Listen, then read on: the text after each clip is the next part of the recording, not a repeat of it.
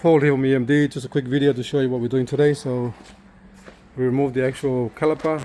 We're putting new disc in this car here. This is the one that the customer bought.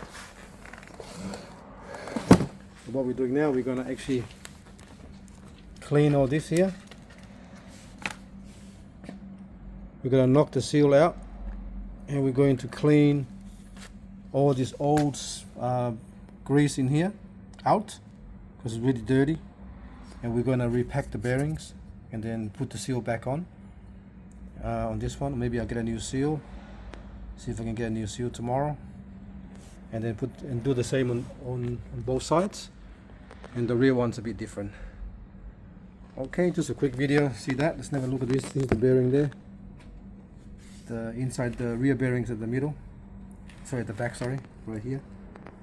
So we're going to do that, clean everything up properly before we install it, and then put the bolt in, and then put some Loctite on the nut, and clean this as well, and then we'll go from there. There's a few parts the customer gave us, so we're going to do that after we actually finish the brakes. Okay, thanks for watching, and please subscribe.